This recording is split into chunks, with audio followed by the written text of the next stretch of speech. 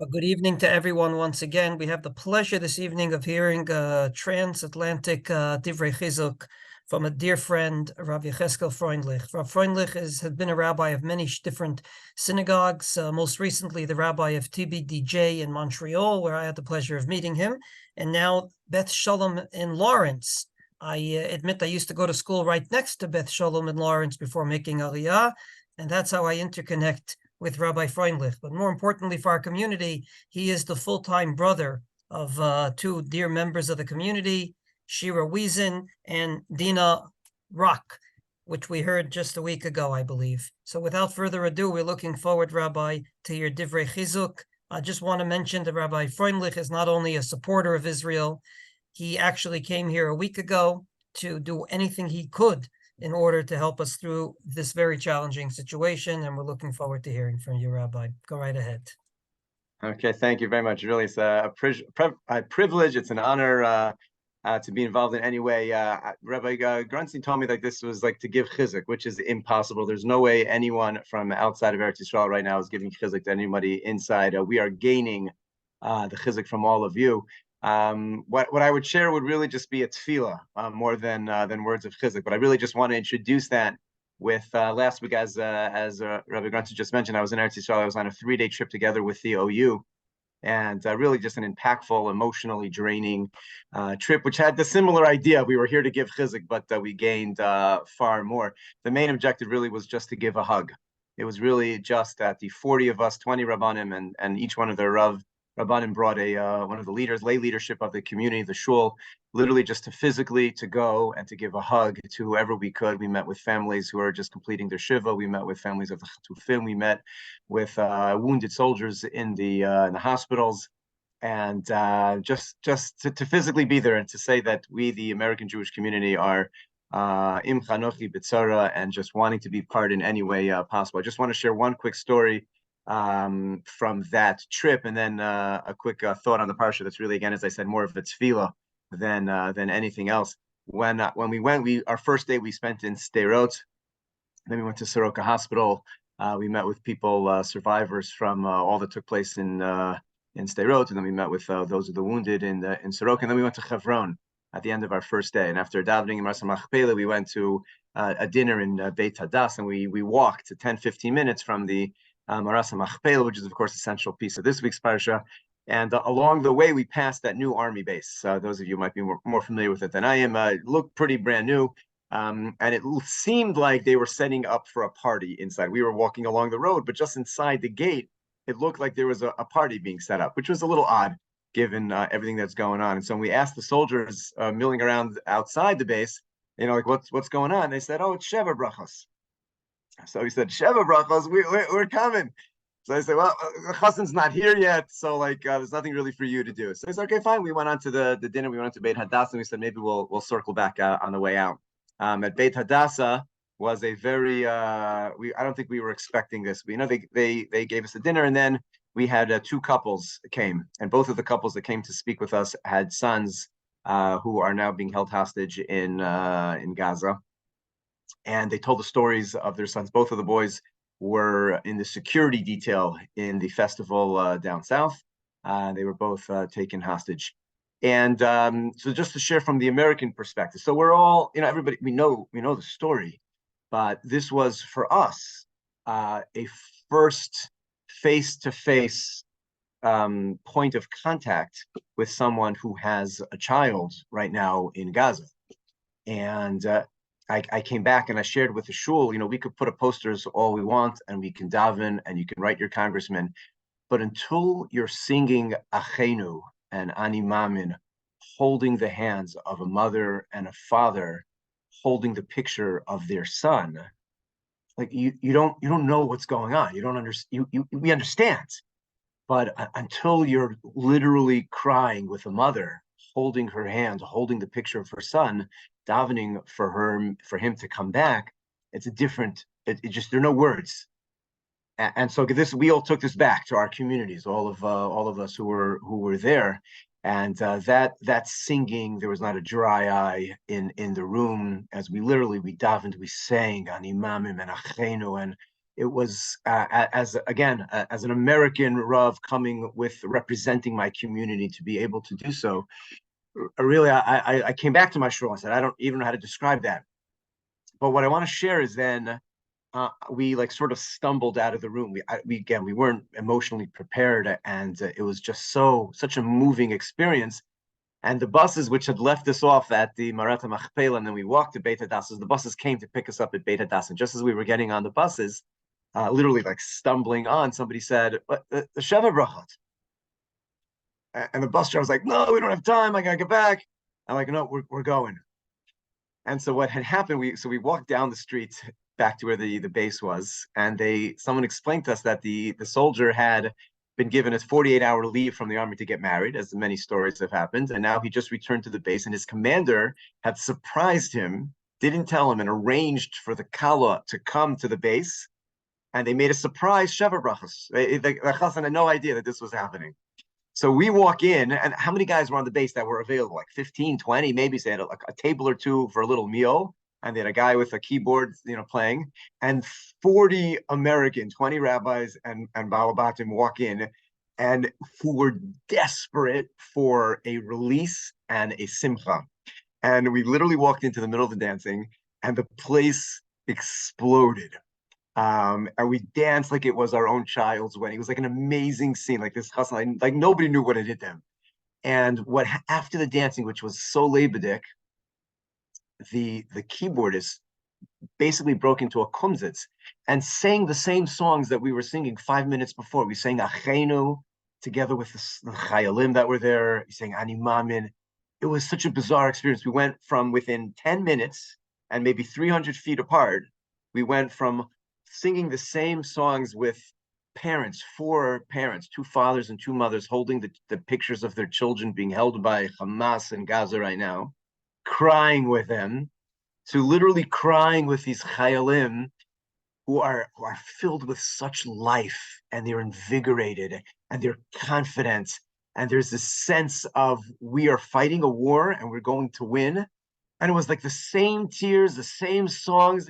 It was such a powerful experience of literally from one to another, and to be able to bring this back to our communities of the emotional capability of a human being to take on so many different contrasting emotions at the same time, and deal with them so powerful and intense is on its own. It's just they're like, you can't even describe. I sent videos to the shul and tried to describe it. The short thought that I'll share my last 5 minutes is a tefillah. It's not even, it's a Dvar Torah, but it's a tefillah of a Dvar Torah. The end, if you ask anybody, what's Chayei Sarah about? Everyone will tell you 2 things. It's about Avram buying the Marat Machpelah to bury his wife Sarah, and then it's about Eliezer finding a wife for Rivka. The whole parsha, except for the very end of the parsha, describes the death of Avram, as the center stage shifts from Avram now to Yitzchak. And when Avram dies, the pasuk says, "Vayikbaru oto Yitzchak v'Yishmael banav." His 2 sons come to bury him. He actually had more sons that the Torah had just told us about, but Yitzchak and Yishmael come to bury him. And Rashi notes that if you're listing the 2 sons, it should have gone by age order, like the Torah does when Yitzchak is going to die in a few weeks, Parsha, and Esav and Yaakov come to bury their father Yitzchak. Esav is listed first. But here, instead of listing Yishmael first, who should have been first as he's older, it's Yitzchak v'Yishmael come to bury their father Avram. And Rashi notes, Mikan, from here we learn, She'asa Yishmael tshuva, that Yishmael does tshuva, v'holich as Yitzchak lefanav. And Yishmael says, Yitzchak, you are the chosen one. You are the one, you are the son of Avram and Sarah. I'm the son of Avram and Hagar. Hagar was a shifcha. And you go first. You're supposed to go first, even though I'm 14 years older, because he would never otherwise have allowed it. The Maral explains, when there's a sinah, it's mekalkelet tashura. Nothing makes sense when there's sinah like that.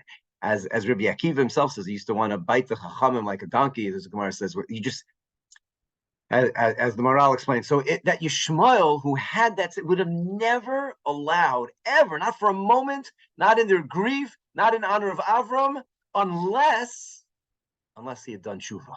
There's no other explanation, Chazal say, for when there's a sinah, for Yishmael to have allowed Yitzchak to go first, unless he had done tshuva at the end of his life.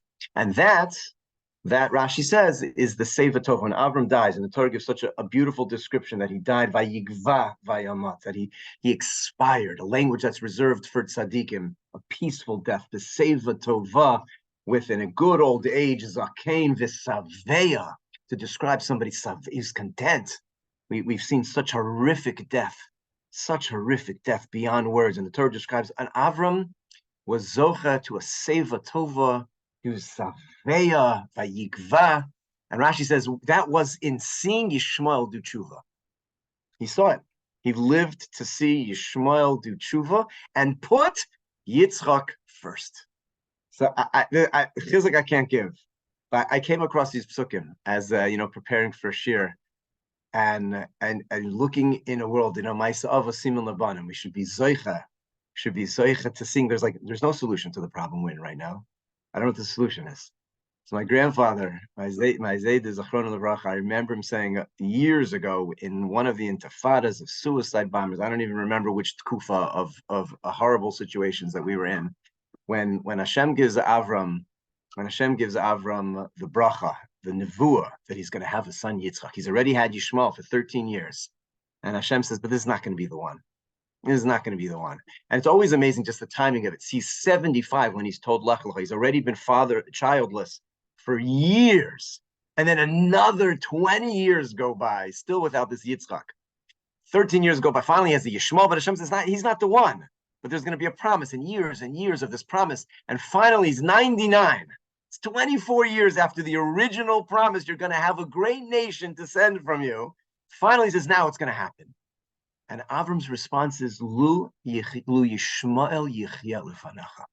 Let Yishmael just live. And it's always this is a strange response. You're told now it's going to be Kibi Yitzchak Yikar Lechazer, and all you have to let Yishmael live. And I remember my Zaydis said it's like a Hasidic pshat, but there's like such, it stuck with me. He said, just Ribbono Shel Olam, just let Yishmael live. Let them want to live. Because when they want to die, when they're killing themselves in suicide bombers and in attacks and all these other things, and all they want to do is die, it's bad for all of us. Ribbono Shel Olam Avram David, I just let my son Yishmael, let him live. Because if he wants to live, it'll all be good. Halavai, we should see the day. We should see the day when you're like, where's the solution? I have no idea. But my Sa'ava similar banim, at the end of Avram's life, he was zeichet to see Yishmael do tshuva and put Yitzchak first, and say, you go first. You're the one. It's not me. It's you.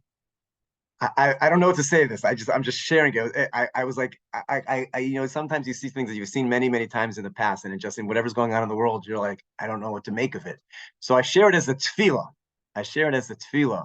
Alavai, Yishmael should be yichya lefanecha, that he should want to live. He should want to live for his own children. Let us live, and we should see a day when Yishmael does tshuva. It's an astounding Rashi.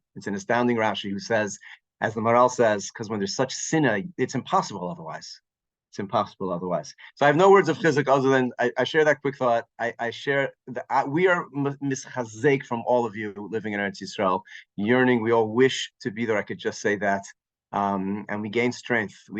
From all of you. So it's a privilege to be able to say anything, to have a few moments of your time, and davening for everyone's safety and security, for all of those who are being held hostage to come home safely, for all the soldiers, wherever they are, to come home safely, l'chek mishpachosehem, to the embrace and the love of their families in good health. We daven, we cry every single day and every single night for you.